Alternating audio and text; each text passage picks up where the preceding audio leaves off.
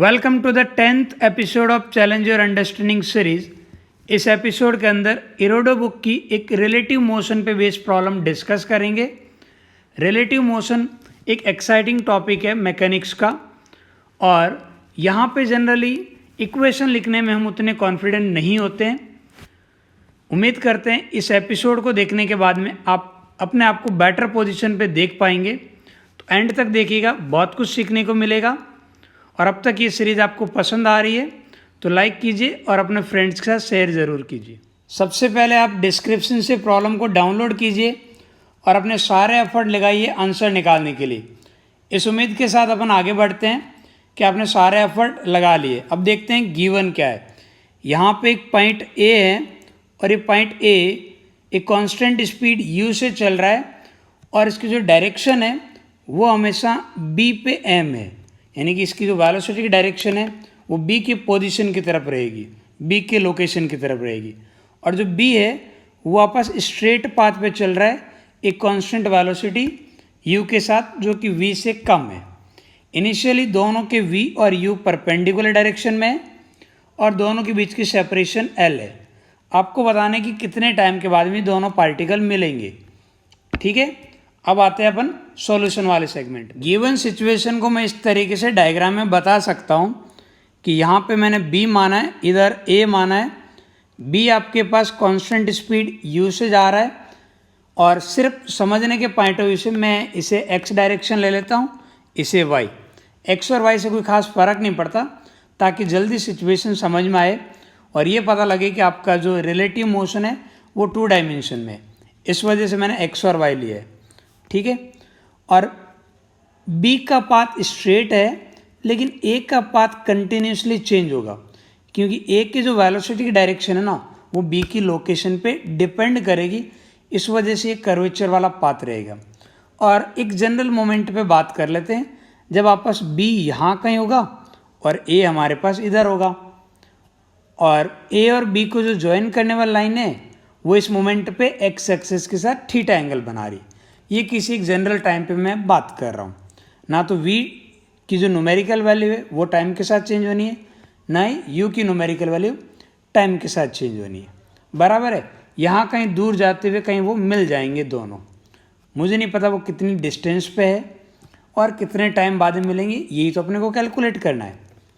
इस मोमेंट पे क्या चीज़ मैं लिख सकता हूँ, मैं वेलोसिटी के लिए एक बढ़िया रिलेशन लिख सकता हूँ। मैं ऐसा बोल सकता हूँ कि जो वेलोसिटी होती है वो हमारे पास होती है basically change in position vector. Velocity क्या होती है? Change in position vector. v vector is equal to rate of change in position vector. अब मैं v क्या ले रहा हूँ उसके बेसिस पे r चेंज होगा। मैं v को यदि रिलेटिव वो फॉर्म में ले रहा हूँ तो r हमारे पास रिलेटिव फॉर्म में होना चाहिए। जैसे यदि मैं लिखूँ कि velocity of b with respect to a, तो फिर मैं यहाँ लिखना चाहिए position vector of b with respect to a। इसके अलावा एक और चीज़ बात कर सकते हो, ज़रूरी नहीं है कि आप जनरल फॉर्म में लिखो। आप b की वेलोसिटी a के रिस्पेक्ट में किसी एक पर्टिकुलर डायरेक्शन में भी ले सकते हो, हाँ है ना। वो पर्टिकुलर डायरेक्शन आपकी x हो सकती है, y हो सकती है, इवन इन दोनों को ज्वाइन करने वाली लाइन हो सकती है जो अपने आप में कंटिन्यूसली चेंज होगी। अच्छा, ज्वाइन वाली लाइन में क्यों बोल रहा हूँ, आपको याद आ रहा होगा एक ट्राइंगल की फॉर्म में 3 पार्टिकल कांस्टेंट स्पीड से एक दूसरे को अप्रोच करते हैं। उस मोमेंट पे आप इसी फॉर्मूले को 2 पार्टिकल को एक दूसरे के ज्वाइन करने वाली लाइन पे आप रिलेटिव वेलोसिटी और उनके पोजीशन वेक्टर में चेंजेस की बात करते हो। उसी को तो आप अप्रोच वेलोसिटी भी बोलते हो। याद आ रहा है ना कुछ? अप्रोच वेलोसिटी कैसे बोलते हो? 2 पार्टिकल को जो ज्वाइन करने वाली लाइन है उस लाइन पे दोनों की रिलेटिव वेलोसिटी कितनी है। तो मैं भी यहाँ पे बात कर सकता हूँ, मैं बोल सकता हूँ velocity of b with respect to a। ये बेसिकली मैं अप्रोच फॉर्म में यूज़ कर रहा हूँ, यानी कि दोनों को ज्वाइन करने वाली लाइन पे बात कर रहा हूँ, इनके कंपोनेंट। तो फिर जो मैं पोजीशन वेक्टर भी लिखूँगा ना वो basically relative position vector along the line joining. भाई रिलेटिव पोजीशन वेक्टर उनको ज्वाइन करने वाली लाइन पे तो वही उतना ही रहेगा, उनकी न्यूमेरिकल वैल्यू आ जाएगी, हाँ है ना। यानी कि मैं रिलेटिव पोजीशन वेक्टर की न्यूमेरिकल वैल्यू की बात कर रहा हूँ, हाँ है ना। इस तरीके से लिख सकता हूँ। अब देखो भाई इसको और मैं लिखता हूँ, बी कितना लिखा जा सकता, velocity of B with respect to A along the line joining A and B. तो मैं लिखूंगा बी की वेलोसिटी ज्वाइन करने वाली लाइन पे यानी कि इधर कितनी है, that is you cos theta. ये आ गई। तो ये आ गई आपके पास बी की वेलोसिटी माइनस ए की वेलोसिटी लिखूंगा इन दोनों को ज्वाइन करने वाली लाइन पे जो कि पूरी वी की वी है। ये आ गई velocity of B minus velocity of A. इसे लिख सकता हूँ rate of change in separation between A and B which is basically magnitude of position vector of B with respect to A. कोई दिक्कत तो नहीं है ना। एक काम करते हैं डी टी को इधर भेजते हैं, थोड़ा मैथमेटिकल पार्ट देख लेते हैं। तो अपन ऐसा लिख सकते हैं u cos theta minus v d t, और उधर के साइड में हमारे पास आ जाएगा position vector of B with respect to A, elemental change in position vector of B with respect to A. Now integrating both side, आप बोल सकते हो जब टाइम 0 था तो इन दोनों के बीच की सेपरेशन L थी। किसी टाइम कैपिटल T पे जब ये एक दूसरे से मिल जाते हैं उस मोमेंट पे दोनों के बीच की सेपरेशन 0 हो जाएगी। इंटीग्रेशन को आप दो पार्ट में डिवाइड कर सकते हो। तो यहाँ पे u तो कांस्टेंट है, बाहर आ जाएगा, अंदर आपके पास बचेगा cos theta d t limit 0 to capital T minus v बाहर आ जाएगा, अंदर 1 बचेगा, 1 का इंटीग्रेशन t के respect T upper limit minus lower limit. इधर के साइड में 1 का इंटीग्रेशन r ये position vector of b with respect to a, फिर लिमिट पुट करोगे तो यह जाएगा 0 माइनस L। चलेगा। Equation number 1। अब जो आपका रिमेनिंग पार्ट है ना, ये इंटीग्रेशन आप सॉल्व नहीं कर सकते। क्यों नहीं कर सकते? क्योंकि थीटा और टी में हमारे पास रिलेशन नहीं है। थीटा और टी में रिलेशन नहीं है, इस वजह से कई स्टूडेंट यहाँ आते छोड़ देते हैं, ऐसा लगता अब तो सॉल्व ही नहीं होंगे, या फिर ट्राई करते हैं थीटा और टी में रिलेशन निकालने की। तो अपन थीटा और टी में रिलेशन देखते हुए, थीटा और टी में रिलेशन निकालने के बजाय आप इसी इक्वेशन को दोबारा यूज़ करो किसी और डायरेक्शन में। ठीक है, यानी वेलोसिटी और पोजीशन वेक्टर को रिलेट करने वाली जो इक्वेशन है इसको किसी और डायरेक्शन में यूज़ करते हैं अपन। इस बार क्यों बेटर होगा यदि मैं इसी इक्वेशन को क्या ऐसे नहीं लिख सकता, मैं एक्स डायरेक्शन में यूज़ कर लूँ, क्या दिक्कत है? मैं एक्स में यूज़ करूँगा तो पोजीशन वेक्टर भी एक्स डायरेक्शन में लिखूँगा, एक्स में यूज़ करूँ वाई में यूज़ करूँ, मेरी मर्जी, आप कहीं भी यूज़ कर सकते हो ना, कोई दिक्कत तो नहीं है। मैं इसको एक्स डायरेक्शन में यूज़ करूँगा तो इक्वेशन कैसे बनेगी वो देखो। मैं लिखूँगा velocity of be in the x direction, तो बी की वेलोसिटी एक्स डायरेक्शन में आ जाएगी यू, फिर माइनस का साइन, फिर लिखूँगा velocity of A in x direction that is v cos theta. ये आपके पास एंगल थीटा आ जाएगा ना, इस वजह से। और उधर के साइड में हमारे पास ये position vector of B with respect to A in x direction, यानी सिंपली मैं ये बोल सकता हूँ आपके पास जो एक्स कोऑर्डिनेट है उनका रिलेटिव चाहिए मेरे को, यही तो निकल के आएगा बेटा। Position vector x relative position vector x direction में, या बोलूँ एक्स कोऑर्डिनेट का या बस रिलेटिव एक्स कोऑर्डिनेट, एक ही तो बात होती है, रहा है ना।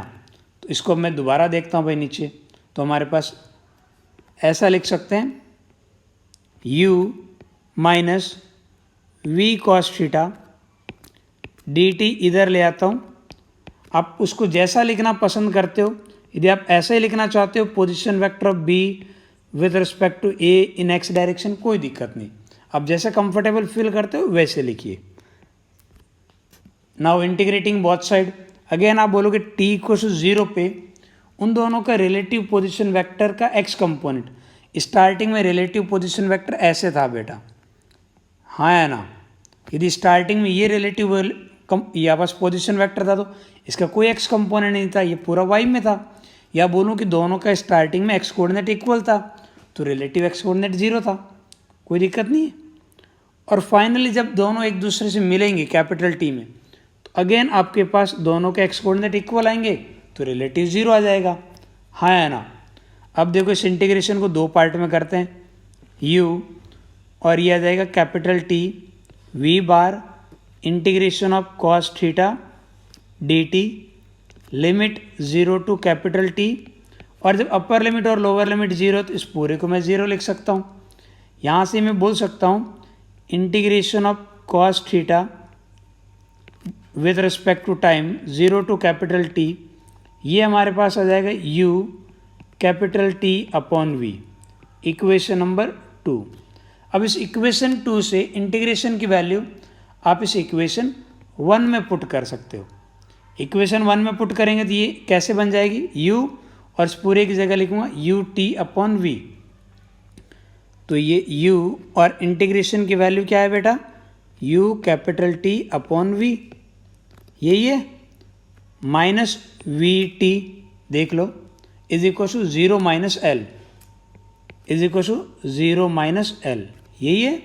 अब मैं इसे सिंप्लीफाई करता हूँ तो ये आ जाएगा u square upon v minus v, और कैपिटल T कॉमन आ जाएगा, इधर हमारे पास बचेगा माइनस का एल। इसे मैं ऐसा भी लिख सकता हूँ आपके पास u square minus v square divide by v multiply by t is equal to minus L. तो यहाँ से कैपिटल T कितना आ जाएगा, कैपिटल T लिख सकता हूँ मैं L multiply by v divide by v square minus u square, ठीक है। तो इतने टाइम के बाद में दोनों पार्टिकल एक दूसरे से मिल जाएंगे। यहाँ वैसे और भी चीज़ें पूछी जा सकती है, और क्या पूछी जा सकती है कि जब भाई दोनों पार्टिकल मिलेंगे तब तक आपके पास b कितनी डिस्टेंस ट्रेवल करेगा। b की स्पीड कांस्टेंट है तो डिस्टेंस को आप डायरेक्टली लिख सकते हो, speed multiply with time, u से मल्टीप्लाई करो, b कितनी डिस्टेंस ट्रेवल करेगा ये पता लग जाएगा। और a वाला जो कर्व पाथ ट्रेवल कर रहा है, इस a का आपके पास डिस्टेंस कितनी होगी, तो a की भी तो स्पीड तो कांस्टेंट ही है ना, तो आप v से मल्टीप्लाई करोगे तो a की डिस्टेंस आ जाएगी ना। तो इस तरीके से आप a और b की डिस्टेंस भी कैलकुलेट कर सकते। यहाँ पे यदि आपके पास a और b की स्पीड इक्वल होती, यानी कि u और v इक्वल हो जाते, तो इन दोनों के बीच में मिनिमम सेपरेशन कितनी होगी, ये वाला पार्ट मैं आपके लिए छोड़ता हूँ। उम्मीद करता हूँ आप आंसर निकालोगे और कमेंट सेक्शन में मेरे को ज़रूर बताओगे, ठीक है। और इस एपिसोड से आपकी अंडरस्टैंडिंग बेटर हुई है तो लाइक और शेयर चलने दीजिए, और मिलते हैं अपन अगले एपिसोड में। तब तक अपना ख्याल रखिए और ज़िंदा रहिए।